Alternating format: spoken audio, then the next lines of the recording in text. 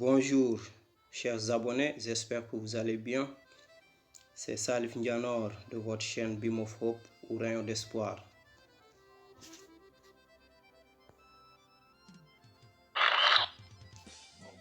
La chaîne qui a pour programme le développement personnel, la gestion de projets et l'entrepreneuriat. Je rappelle que pour chaque module, nous allons exactement faire 3 leçons avant de passer au module suivant. Aujourd'hui, nous allons voir notre troisième leçon en développement personnel intitulée « Les premiers pas vers la réussite ». Avant de passer au but du sujet, prenez juste 5 secondes.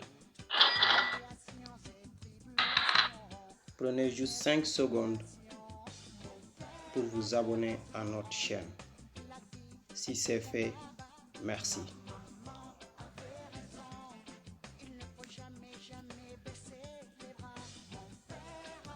Nous allons voir notre troisième leçon en développement personnel. Les premiers pas vers la réussite. Aujourd'hui, je viens avec un livre.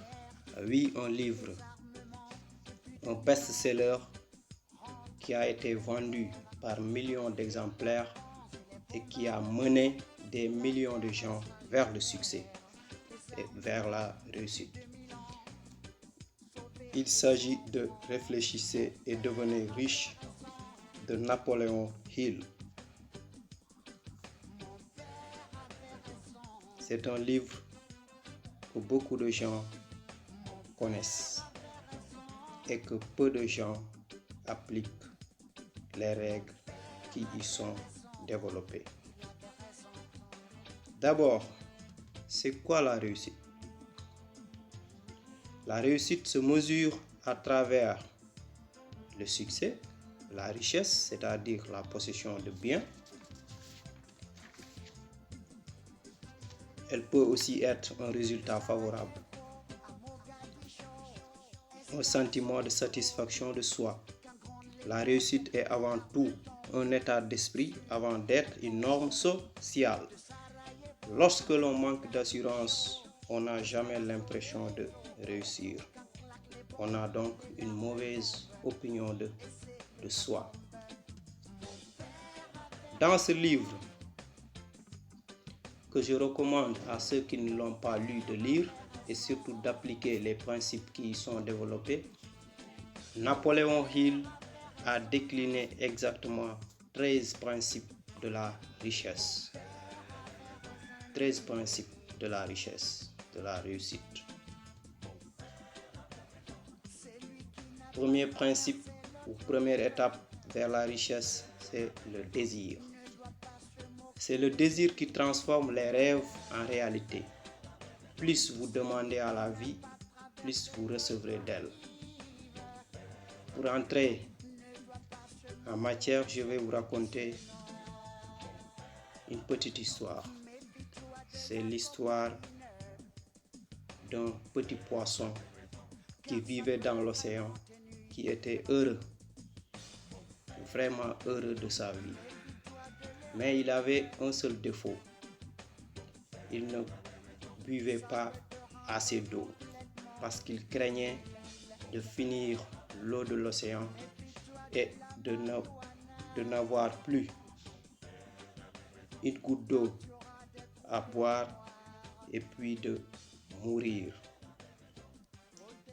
En résumé, le petit poisson croyait qu'il pouvait finir l'eau de l'océan. De ce fait, il ne buvait chaque jour qu'une très petite quantité d'eau, alors que son corps, son organisme en demandait plus. Qu'est-ce qui s'est passé? Finalement, le petit poisson est mort malheureux parce qu'il était déshydraté. Son corps ne fonctionnait plus normalement. Alors que dans ce même océan vivaient de grosses et vieilles baleines qui buvaient d'énormes quantités d'eau, des tonnes et des tonnes d'eau donc par jour, sans craindre que l'eau de la mer pouvait donc finir. Les baleines se disaient tout simplement qu'elles ne pouvaient pas finir l'eau de l'océan et que chaque jour elles auront la quantité d'eau suffisante et nécessaire donc à boire. C'est pour vous dire que donc plus vous demanderez à la vie, plus vous recevrez d'elle. Donc la vie nous donne que ce que nous la demandons. Nos vêtements et notre maison peuvent nous faire passer pour un pauvre, alors que nos pensées, nos idées, nos désirs sont ceux d'un roi. Il ne faut pas cependant confondre espoir, souhait et désir. Lorsque le désir vous pousse à conjuguer tous vos efforts vers la victoire, ne vous ménagez aucune retraite et cette victoire sera vôtre. Et c'est partant d'une défaite que le désir bâtit la victoire. Notre esprit n'a pour limite que celle que nous lui reconnaissons. Si vous voulez savoir comment transformer votre désir en argent, regardez cette vidéo jusqu'à la fin.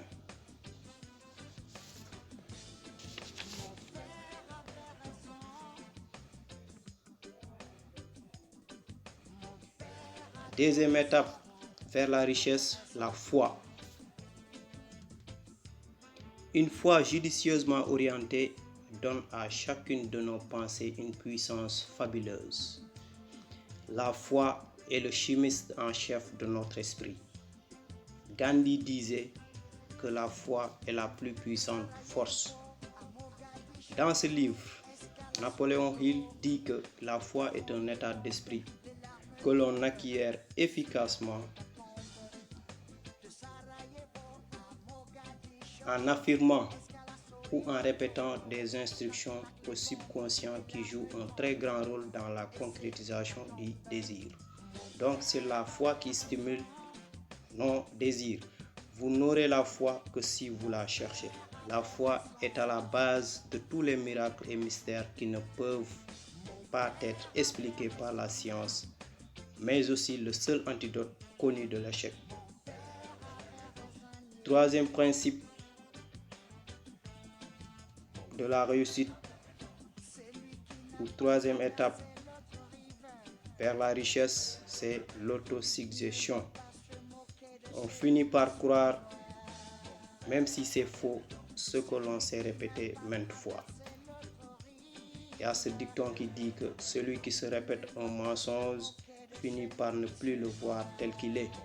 Il en fait une vérité personnelle. Donc on finit par croire, même si c'est faux, ce que l'on s'est répété maintes fois. Toute pensée, toute idée, tout projet qui occupe le cerveau attire une armée de pensées. Ces pensées s'accumulent, se fondent et grandissent jusqu'à devenir les pensées dominantes qui font agir l'individu. Qu'appelle-t-on autosuggestion? L'autosuggestion est toute suggestion que l'on s'adresse à soi-même et qui, par l'intermédiaire des 5 sens, atteint notre cerveau. L'autosuggestion fait communiquer le conscient et l'inconscient. Lorsqu'on charge l'autosuggestion de nos pensées dominantes, elle touche volontairement le subconscient et l'influence à agir en accord avec nos pensées dominantes. Voilà l'importance de l'autosuggestion dans la course vers la richesse. Quatrième principe pour devenir riche, c'est la spécialisation. Vous voulez sortir de la pauvreté et de la misère, soyez spécialiste dans un domaine. Il y a 2 sortes de culture, la culture générale et la spécialisation. La culture générale, qu'elle soit vaste ou pauvre, est de peu d'utilité dans la course à l'argent. L'école et les universités enseignent toutes les disciplines connues, mais jamais l'organisation et l'utilisation du savoir. L'instruction n'attire pas l'argent, elle n'est rien. L'instruction n'attire pas l'argent, elle n'est rien. Pour valoriser son instruction, pour s'en servir, il faut intelligemment la diriger vers la réussite grâce à des plans d'action simples à mettre en pratique. Henry Ford a osé sortir des sentiers battus en inventant le fameux moteur à 8 cylindres dans un seul bloc. Lorsqu'il a demandé à ses ingénieurs de concevoir le modèle, ils l'ont mis sur papier. Mais les ingénieurs disent à Henry Ford que ce type de moteur à 8 cylindres dans un seul bloc ne pouvait pas être réalisé. Qu'est-ce que Ford leur dit? Je le veux et je l'aurai, quitte à ce que vous y mettez 10 ans. Alors, vous voyez, le but était bien formulé et Ford voulait coûte que coûte avoir un moteur à 8 cylindres dans un seul bloc. Après des essais et des essais consécutifs, les ingénieurs sont toujours nulle part, c'est-à-dire ils n'ont pas avancé dans le projet. Ils reviennent pour dire à Ford que c'est encore impossible. Ford leur répète la même phrase. Je le veux et je l'aurai. Après presque 2 ans de travail, les ingénieurs ont réalisé le projet. Et c'est l'un des très grands projets qui a permis à Henry Ford de devenir l'homme qu'il est, c'est-à-dire milliardaire. 5e principe vers la richesse, l'imagination. L'imagination est l'atelier où s'élaborent tous les plans de l'homme. Le désir est formé, sculpté, alimenté par les facultés imaginatives de l'esprit. Il y a 2 formes d'imagination. L'imagination synthétique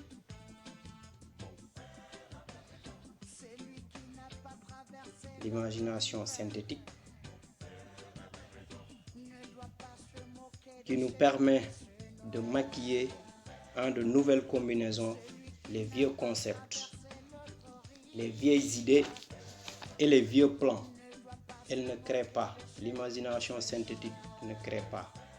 Elle s'appuie sur l'expérience, l'instruction et l'observation. C'est à elle que fait appel l'inventeur. Quand l'imagination synthétique ne parvient pas à résoudre le problème de l'inventeur est obligé de faire recours à son génie créateur. Et c'est ce qu'on appelle l'imagination créatrice. C'est l'imagination créatrice que l'esprit de l'homme. C'est grâce à l'imagination créatrice que l'esprit de l'homme n'a pas de limite. Elle fonctionne lorsque le conscient travaille très rapidement, comme par exemple lorsqu'il est stimulé par l'émotion d'un désir ardent. Et ces 2 types d'imagination se développent à l'usage comme n'importe quel muscle se développe sous l'effet d'une gymnastique adaptée. Dans l'inaction, l'imagination s'appauvrit, comme le muscle qui ne travaille pas reste mou et flasque. Utilisez donc vos 2 formes d'imagination pour concrétiser votre désir en argent. Toujours selon Napoléon Hill, la 6e étape vers la richesse, c'est l'élaboration de plans. Ce qu'il faut savoir, c'est que le désir est à l'origine de tout ce que l'homme crée ou acquiert. Que la première phase de ce désir se déroule dans l'atelier de l'imagination, où des plans nécessaires à cette transformation sont élaborés et organisés. La simple question que l'on doit se poser pour élaborer un plan, c'est comment y arriver. Vous voulez quelque chose, posez-vous la question comment y arriver et l'ensemble de vos réponses constitueront votre plan. Réunissez toutes les ressources matérielles, humaines et financières nécessaires pour la création de vos plans pour devenir l'homme que vous voulez être, c'est-à-dire riche. C'est ainsi que vous mettez en application le principe du cerveau collectif que Napoléon Hill décrit ultérieurement dans ce livre. Pour constituer ce cerveau collectif, faites appel à des gens qui vous inspirent, qui ont de l'expérience, qui partagent votre foi. Éloignez toute influence négative. Parce qu'il y a un dicton qui dit que tout ce qui se ressemble s'assemble. Le succès n'a pas besoin d'explication et l'échec n'a pas de justification. Septième étape vers la richesse, la décision. Et oui, la décision est très importante. Après avoir étudié 25 000 cas d'échec, on a pu démontrer que le manque de décision venait presque toujours en tête des 31 causes majeures de l'échec.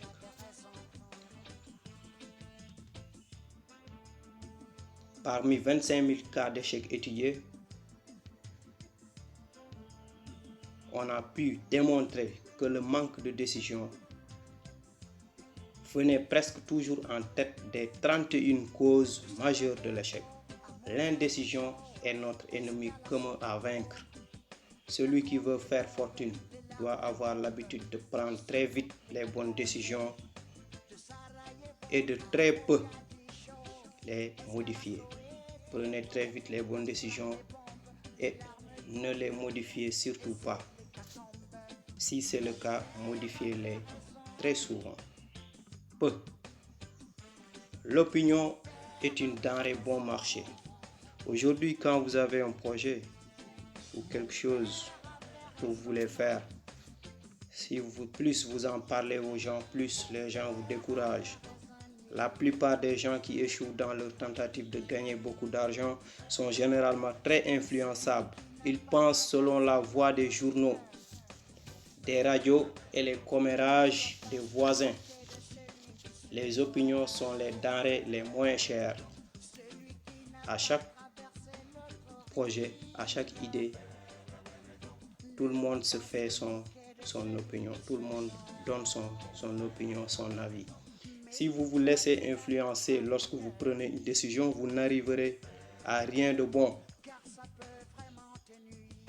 Vous ne concrétiserez pas votre désir d'argent.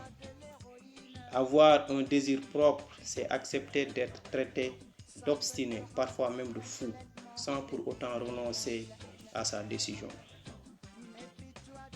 Tout le monde a une opinion, mais finalement, seule la vôtre peut et doit guider votre vie. Tout le monde a une opinion, mais la seule opinion qui peut et doit guider votre vie, c'est votre propre opinion. Voilà les 7 premiers principes de la richesse parmi les 13 que Napoléon Hill a développé dans son livre « Réfléchissez et devenez riche ». Ne ratez pas la suite de ce livre dans nos prochaines vidéos. Mais avant ça, abonnez-vous, likez et partagez nos vidéos s'il vous plaît. Merci.